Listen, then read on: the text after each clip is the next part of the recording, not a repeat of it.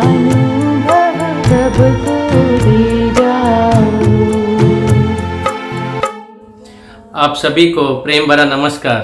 आप हमारे साथ फिर से एक बार जुड़े हैं, इसलिए हम आपको धन्यवाद देते हैं और नए साल के शुभकामनाओं के साथ हम आप सभी का इस सुसमाचार सभा में स्वागत करते हैं। हमारे साथ जो पहली बार जुड़े हैं, जो ये वीडियो पहली बार देख रहे हैं, हम आपको आश्वसित करना चाहते हैं कि ये जो सुसमाचार है ये ज़रूर आपके जीवन में एक नया उम्मीद लाएगा और आपके लिए ये आशीष का कारण बनेगा। 2020 साल बीत चुका है और 2021 हमारे सामने आ गया है, नया साल आ गया है और हम सभी लोग जो है एक बदलाव चाहते हैं, एक नयापन चाहते हैं।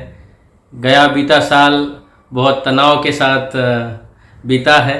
अगला साल हमारे लिए क्या लाने वाला है हमें पता नहीं है, लेकिन हम एक बड़े उम्मीद के साथ इस साल में कदम रखे हैं कि हमारे जीवन में एक नयापन आए, खुशी के साथ आए। और हम परमेश्वर से यही प्रार्थना करते हैं कि ये साल में वो हम सभी को आशीष से भर दे और खुशियों से भर दे। आगे बढ़ने से पहले मैं आपके साथ एक पवित्र शास्त्र बाइबल की एक आयत को पढ़ना चाहता हूँ जो नयापन के बारे में कुछ कहता है। और वो आयत हम बाइबल में पढ़ते हैं कुरिन्थियों की दूसरी पत्री उसका 5वां अध्याय और 17 आयत। वहाँ पर ऐसे लिखा है, इसलिए यदि कोई मसीह में है तो वह नई सृष्टि है, पुरानी बातें बीत गई हैं, देखो सब बातें नई हो गई है। यहाँ पर हम नएपन के बारे में बात करते हैं। देखो, हम सभी मनुष्यों को हमेशा कुछ ना कुछ नयापन हमेशा चाहिए। बच्चों को देखो, उनको कोई खिलौना लेके आ जाओ, कुछ दिन के लिए वो खिलौना उनके लिए बहुत प्यारा होता है, लेकिन कुछ दिनों के बाद उन्हें फिर से कुछ नया चाहिए। खुश नहीं रहते हैं, संतुष्टि नहीं रहती है। सिर्फ बच्चों में ही नहीं, हम लोगों के भी जीवन में देखिए कितना कुछ बदलाव हुआ है, कितना कुछ नयापन ये दुनिया में आया है, कितने आगे हम मनुष्य बढ़ चुके हैं, फिर भी हमें संतुष्टि नहीं है ना। हम बड़े खुश हो जाते थे। मुझे याद है पिताजी ने जब एक छोटी सी साइकिल लेके दी थी तो बड़ा खुश हो गया था। ऐसे लगा था ज़िंदगी का पूरा मकसद पूरा हो गया, साइकिल चलाने में पूरा जीवन चला जाएगा। कुछ दिनों बाद उसका कोई महत्व नहीं रहा। फिर बाइक चाहिए, मोटर बाइक चाहिए, फिर कार चाहिए। आजकल 1 BHK में कुछ होता नहीं है, 2 BHK चाहिए। एक नौकरी में संतुष्टि नहीं है, उतने पगार में चलता नहीं है, नयापन चाहिए, है ना। ऐसी बहुत सारी बातें हैं जिसके लिए हम नयापन की खोज में जाते हैं और कुछ ज़्यादा पाना चाहते हैं ताकि हमारा जीवन संतुष्टि से भर जाए या खुशी से भर जाए। और अगर हम यदि बड़े गहराई में जाकर देखें तो हमें पता चलेगा कि हम जितना ज़्यादा पाते हैं हम उतना ही और असंतुष्ट हो जाते हैं, है ना। हमें लगता है कि ये दुनिया में जो बड़े बड़े लोग हैं, बड़े पढ़े लिखे लोग हैं, बड़ी बड़ी गाड़ियों में घूमते हैं, बड़े बड़े घरों में रहते हैं, वो बड़े संतुष्ट हैं, वो उनके ऊपर परमेश्वर की आशीष है, वो नयापन का जो आनंद है वो उठा रहे हैं। लेकिन हम लोग वही पुरानी बातें, है ना। हम 31 दिसंबर तो हर साल आता है और हम सोचते हैं चलो अभी नए साल में कुछ नया आएगा और हम संतुष्ट हो जाएंगे, या हम कुछ सोचते हैं कि ये बातें हम नहीं करेंगे, ये बुराई बातें हम नहीं करेंगे, ये बातों को हम हमारी ज़िंदगी से निकाल देंगे। कुछ दिनों तक वो रहता है, लेकिन फिर है वही मनुष्य, फिर से पुराना जीवन चलना चालू हो जाता है, वही दुख, वही तकलीफ़, है ना। ये सभी का अनुभव है। और देखो, हम जब अपने आप को दूसरे लोगों से जब मापते हैं, तौलते हैं, तब हम एक बहुत गलत बात करते हैं, क्योंकि हमें लगता है वो बड़े खुश है, वो बड़े आशीषित है और वो बड़े आनंद में जी रहे हैं। कुछ दिन पहले मैं एक मेरे मित्र से बात कर रहा था जो बहुत बड़े एक हमारे देश के उद्योगपति के अंडर काम कर रहा है। वो बता रहा था कि ये इतना बड़ा उद्योगपति है लेकिन वो 3-3:30 बजे सुबह ऑफिस में आता है। तो मैं बोला ऐसे क्यों हो रहा है? तो वो कह रहे थे कि उन्हें नींद नहीं लगती है। हाँ, इतना बड़ा बिजनेस है, इतना बड़ा, इतना घर है, धन दौलत है, इम्पोर्टेड गाड़ियाँ हैं, बहुत पैसा है, लेकिन नींद नहीं लग रही है। तो वो ऑफिस में आ जाते हैं। ज़्यादा पैसा होने से भी क्या करेंगे? हाँ, उसका टेंशन है। तो हर मनुष्य जो है वो संतुष्ट नहीं है। हर मनुष्य संतुष्ट नहीं है। कुछ भी मिल जाए, नए चीज़ खरीदेंगे हम, है ना। हमको याद है पहले ग्रामोफोन चलते थे और लोग गीतों को सुनते थे। उसके बाद टेप रिकॉर्डर आए, कैसेट आए और लोग गानों को सुनते थे। उसके बाद सीडी आए, कुछ सालों तक सीडी चलने लगे। उसके बाद अभी तो मेमोरी चिप में, इतने से छोटे चिप में लाखों हज़ारों गीत रहते हैं, फिर भी हम संतुष्ट नहीं हैं, है ना। हमारे जो ज़रूरतें हैं वो बढ़ती जा रही हैं और हमारी उम्मीदें बढ़ती जा रही है। कुछ नया चाहिए, है ना। इन पुरानी बातों को हम फेंक देते हैं कचरे के ढेर में। और यही बातें सिर्फ इन चीज़ों में नहीं हैं, हम हमारे रिश्तों में भी संतुष्ट नहीं हैं, है ना। बहुत परिवारों में तकलीफ़ है ना। हम नए नए रिश्ते बनाना चाहते हैं, नए नए मित्र बनाना चाहते हैं, ताकि हम लोगों के जीवन में आनंद आ जाए। और ये हम सभी की परिस्थिति है। दुख में हम हमारा जीवन को बिता रहे हैं। भले हमारे पड़ोसी के पता नहीं है, भले हमारे घर में हमारे पत्नी को पता नहीं, लेकिन अंदर ही अंदर अगर हम जाग कर देखें तो हमें बदलाव चाहिए, नयापन चाहिए। कुछ नया हमारे जीवन में होता रहे, इसकी चाहत को हम हमेशा रखते हैं। लेकिन बाइबल बताता है हमारी अवस्था जो है, हमारी परिस्थिति, इस प्रकार की परिस्थिति जो है वो किस कारण से है। वो सिर्फ एक ही कारण से है, और वो कारण है एक बहुत बड़ी बीमारी है। ये कोरोना से भी बहुत बड़ी बीमारी है जो हर मनुष्यों को लगी है, और उस बीमारी को हम बाइबल में पाप कहते हैं। पाप ने हमारे जीवन के ऊपर बहुत बड़ा प्रभाव डाला है। हम हमारे स्वभाव में ही पाप को देखते हैं, हमारे कृति और हमारे शब्दों में और हमारे विचारों में ही नहीं, लेकिन हमारे अंदर जड़ जो है ना, वो पाप का ही जड़ है। जैसे पेड़ का फल जो है ना, वो अगर खराब होगा तो उसका रियल प्रॉब्लम जो है ना, आप किसी भी किसान से पूछिए, वो आपको बताएगा। पेड़ में खराब फल लगने का कारण जो है वो ऊपर नहीं है, वो नीचे है, जड़ में है। और अगर हम ऊपर से कितनी भी दवाइयाँ मार ले तो भी वो खराब ही फल देगा, लेकिन हम जड़ में अगर दवाई डाल दें तो फल अच्छा आएगा। और वही बात हमारे साथ लागू होता है। हमारे जीवन में, हमारे अंदर, हमारे हृदय में, हमारे जड़ों में पाप है, और वो निकालने की ज़रूरत है ताकि हमें हमारे जीवन में नयापन आए, वो सड़ाहट चली जाए, वो बुराइयाँ चली जाए और नयापन आए। अब ये करेगा कौन? ये बड़ी बात है। और जब हमने ये आयत को पढ़ा तब ये आयत में क्या लिखा है? वहाँ लिखा है, इसलिए यदि कोई मनुष्य मसीह में है, यानी यीशु मसीह में है। और वहाँ पर लिखा है कि यदि कोई मनुष्य, सिर्फ ईसाई लोगों को नहीं कहा है, यदि कोई ईसाई मनुष्य मसीह में है, नहीं, यदि कोई भी मनुष्य। देखो, ये पाप का जो बीमारी है ना, वो हर मनुष्य को लगी है। बाइबल कहता है कि सभी ने पाप किया है और परमेश्वर की महिमा से रहित हुए हैं। सभी ने, उसमें कोई भी एग्जेम्प्ट नहीं है, कोई भी भार नहीं है। सभी मनुष्य ने पाप किया है। परमेश्वर के हृदय से बातें जब पाप के बारे में निकलते, बड़े दुख से परमेश्वर कहते हैं कि सभी ने मेरी तरफ पीठ कर दिया है, सब अपने अपने मार्गों में चले गए हैं, कोई मुझे ढूंढता नहीं है। ऐसे हम बाइबल में पढ़ते हैं। लेकिन परमेश्वर, बाइबल का परमेश्वर ढूंढते हुए आता है, मनुष्य के हृदय को बदलना चाहता है, पापों से निकालना चाहता है, अपने तरफ अपने संतान बनाना चाहता है। और यहाँ पर कहते हैं, यदि कोई मनुष्य, कोई भी हो, वो पढ़ा लिखा हो, अनपढ़ हो, हाँ, वो बड़ा हो, छोटा हो, स्त्री हो, पुरुष हो, काला हो, गोरा हो, कैसा भी हो, धनवान हो या गरीब हो या लाचार हो, कोई भी मनुष्य यदि मसीह में है तो वो नई सृष्टि है। ऐसे हम इस वचन में पढ़ते हैं। लेकिन भाई, ये प्रभु यीशु मसीह है कौन और मुझे उसमें कैसे बने रहना है या मैं उसको कैसे अपना लूँ, है ना। देखो, प्रभु यीशु मसीह इस दुनिया में 2021 साल पहले आ गया। अभी 2021वां साल शुरू हो गया है। इसका मतलब यही है कि 2021 ईस्वी सन चालू है। 2021 साल पहले प्रभु यीशु मसीह इस दुनिया में थे और उन्होंने अपने आने का मकसद भी बताया। उन्होंने लोगों को बताया कि वो हमको हमारे पापों से बचाने के लिए अपने प्राण को हमारे बदले में या पाप का जो दंड है वो अदा करने आ गए हैं।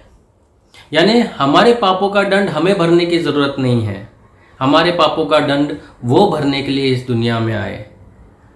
बाइबल में हम पढ़ते हैं कि बिना लहू बहाए पापों की क्षमा नहीं है। बिना रक्त बहाए, बिना लहू बहाए पापों की क्षमा नहीं है। और आप और हम अपना लहू बहा नहीं सकते एक पवित्र परमेश्वर के सामने, क्योंकि हमारा पापी लहू है। इसलिए एक निष्पाप, एक निष्कलंक लहू बहाने की ज़रूरत थी। और प्रभु यीशु मसीह ने बताया कि वो ये एक निष्पाप और निष्कलंक परमेश्वर का एक मेमना था जो इस दुनिया में आया, सारे मनुष्य जाति के पापों को अपने ऊपर लेकर उस सलीब के ऊपर अपने रक्त को बहाया, अपने प्राण को उसने अर्पण कर दिया और परमेश्वर को वो जो बलिदान है वो स्वीकार योग्य हो गया। इसलिए हम पढ़ते हैं यूहन्ना रचित सुसमाचार उसका 3 अध्याय और 16 आयत ने, परमेश्वर ने जगत से हम सभी से इतना प्रेम किया कि उसने अपना एकलौता पुत्र दे दिया, ताकि जो कोई उस पर विश्वास करे उसका नाश ना हो परंतु उसे अनंत काल का जीवन प्राप्त हो, है ना। प्रभु यीशु मसीह के लहू से हमारे सारे पाप शुद्ध हो जाते हैं, ऐसा बाइबल कहता है।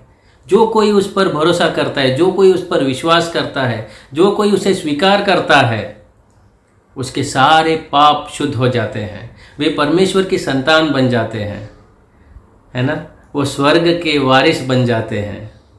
परमेश्वर कभी भी हमारे पापों को याद नहीं करेगा, ऐसा हम बाइबल में पढ़ते हैं। और ये एक अनुभव की बात है। और आप उन लोगों को मिलेंगे जिन लोगों ने प्रभु यीशु मसीह को स्वीकार किया है ना, वो लोग के जीवन में आप इस आनंद को देखोगे, एक नयापन को देखोगे। और यही नयापन प्रभु यीशु मसीह आज आपको देना चाहता है। ये नया साल जो आया है, ये नया साल के साथ आप ना केवल इस दुनिया के जीवन के लिए एक नयापन अपने जीवन में ला सकते हैं, लेकिन एक अनंत काल का नयापन, यानी ये दुनिया से जाने के बाद भी वो जीवन, वो नया जीवन आपके साथ रहेगा, है ना। परमेश्वर अपना खुद का जीवन आपको और मुझे देना चाहता है। प्रभु यीशु मसीह के क्रूस के बलिदान के द्वारा एक नया जीवन का द्वार हम पापियों के लिए खुल गया। कितनी बड़ी बात है। प्रभु यीशु मसीह ने कहा, मैं पुनरुत्थान और जीवन हूँ, जो कोई मुझ पर विश्वास करता है ना, वो भले भी मर जाए तो भी वो जीवित रहेगा, है ना। नयापन, नया जीवन प्रभु यीशु मसीह आपको और मुझे देना चाहता है। और उसने उस सलीब के ऊपर अपने प्राण को अर्पण कर दिया। वो दफनाया गया, लेकिन तीसरे दिन मृत्यु से जी उठा। और मृत्यु से जी उठने के द्वारा आज वो सामर्थ्य है कि आपको और मुझे एक नया जीवन दे सके।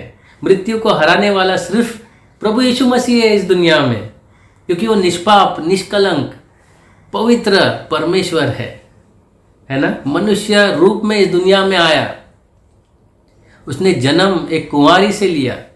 उसका जीवन पूरा निष्पाप था। उस प्रभु यीशु मसीह का जब न्याय हो रहा था, उसमें कोई दोष पा नहीं सका। प्रभु यीशु मसीह ने कहा, तुम में से कौन मुझ में पाप दिखा सकता है। इतना अधिकार से कोई मनुष्य कह नहीं सकता है। कितना भी पवित्र मनुष्य इस दुनिया में रहे, वो पूछ नहीं सकता है कितने भी अधिकार से कि आप में से कौन मुझ में पाप दिखा सकता है करके। हम सब पाप से भरे हुए लोग हैं, लेकिन प्रभु यीशु मसीह पवित्र था। उसके जीवन से सिर्फ पवित्रता उमड़ रही थी।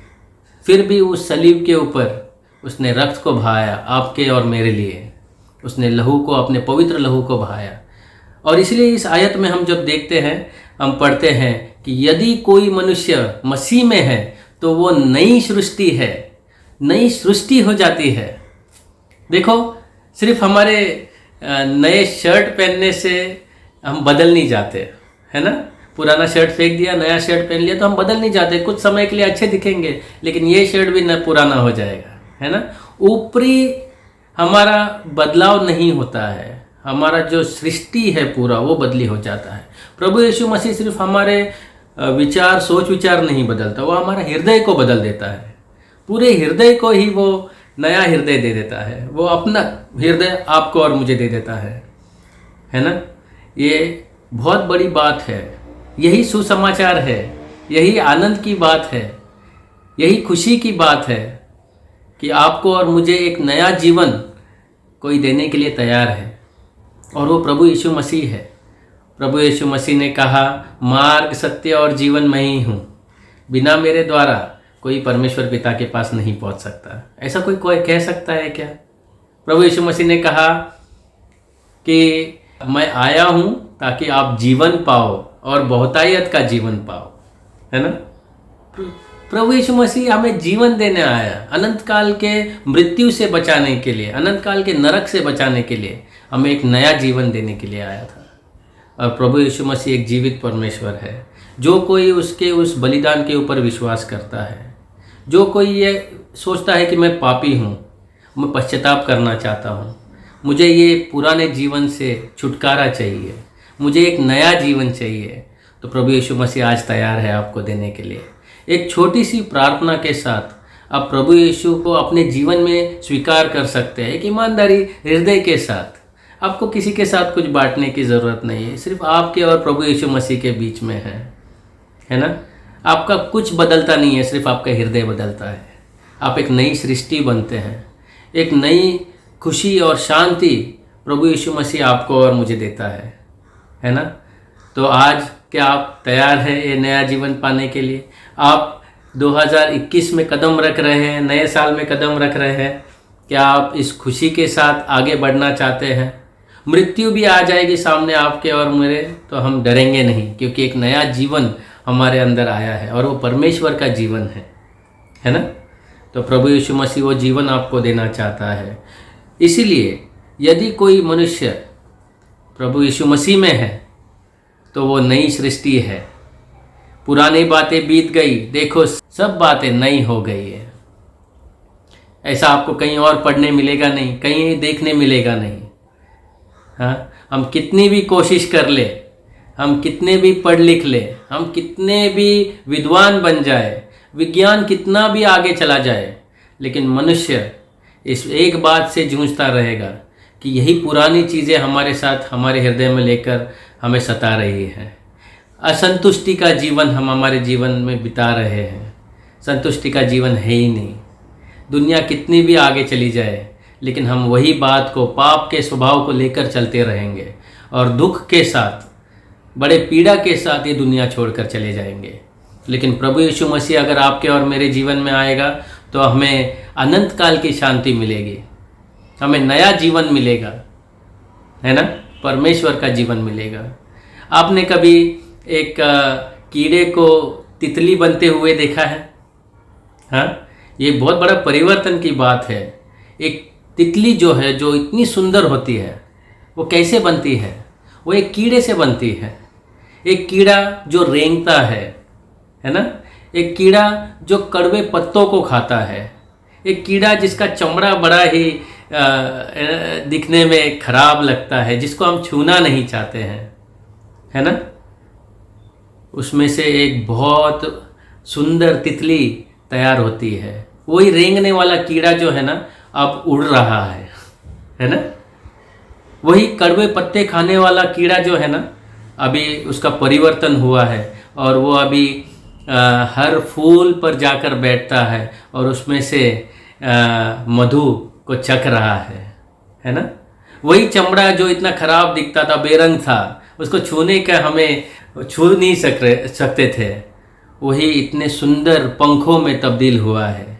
यही परिवर्तन है और यही परिवर्तन होना चाहिए हमारे जीवन में। हमारी अवस्था जो है ना, वो उस कीड़े के समान है और परमेश्वर ना हमें उस तितली के समान बनाना चाहता है। हमें ऊंचाई का अनुभव देना चाहता है, इस रेंगने वाले जीवन से हटाना चाहता है। हमारे जीवन में रंग भरना चाहता है, आनंद के रंग, खुशी के रंग भरना चाहता है और हमें सुंदर मधु को चखने का अनुभव देना चाहता है। बाइबल में एक ऐसी आयत है, चख कर देखो प्रभु कितना भला है। क्या आज आप उस प्रभु को चखना चाहते हैं? हमारी आपसे यही निवेदन है कि आप अपने हृदय को खोलिए, प्रभु यीशु मसीह को चख कर देखिए। प्रभु यीशु मसीह आपसे बेहद प्यार करता है, वो भेदभाव नहीं करता है, उसके कोई स्पेशल चहीते नहीं हैं, वो हर मनुष्य पे समान प्रेम करता है और वो पापियों से प्रेम करता है। पापियों को बचाने इस दुनिया में आया, मेरे जैसे और आपके जैसे, वो कीड़े मकोड़े जैसे पापियों को वो प्रेम करने के लिए आया और आपको और मुझे उस तितली के जैसे एक अनुभव देने के लिए इस दुनिया में आया। अनंत काल का जीवन आपका और मेरा हो सकता है। मैंने तो प्रभु यीशु मसीह को ग्रहण करके मैं प्रभु यीशु मसीह का आनंद को अनुभव करता हूँ। क्या आप करना चाहते हैं? यदि आप करना चाहते हैं तो आप दिल से, ईमानदारी से प्रभु यीशु मसीह के उस बलिदान पे भरोसा कीजिए कि प्रभु यीशु मसीह, मैं विश्वास करता हूँ आप मेरे लिए इस दुनिया में आए, मेरे पापों से बचाने के लिए इस दुनिया में आए। मैं विश्वास करता हूँ आपने मेरे लिए कुर्बानी दी, आप मृत्यु में से तीसरे दिन जी उठे और आप ही मेरे परमेश्वर हैं। यदि आप इस बात को ईमानदारी हृदय से स्वीकार करोगे तो ज़रूर एक नयापन आपके जीवन में आएगा। आप एक नई सृष्टि बन जाएंगे, परमेश्वर के महिमा के लिए आप जीवन बिताएंगे। आप उस नाश के रास्ते से हटकर जीवन के रास्ते में आ जाएंगे, अंधकार से निकल के आप ज्योति में आ जाएंगे, कड़वाहट की ज़िंदगी से निकल के मीठापन के जीवन में आ जाएंगे।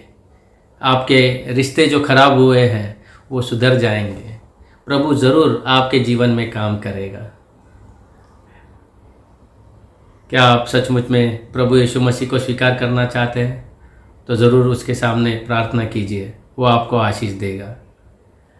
आपने हमारे साथ ये वक्त बिताया, इसलिए हम आपको धन्यवाद देते हैं फिर एक बार, और हमारे साथ जुड़ते रहिए ताकि आप प्रभु यीशु मसीह का शुभ संदेश जो है ये आप सुनते रहे और परमेश्वर आपको ज़रूर आशीष देगा। बहुत बहुत धन्यवाद। अगर आप अधिक जानना चाहते हैं या प्रार्थना के लिए अपना बोझ बांटना चाहते हैं तो दिए गए फोन नंबर एवं ईमेल आईडी पर संपर्क करें।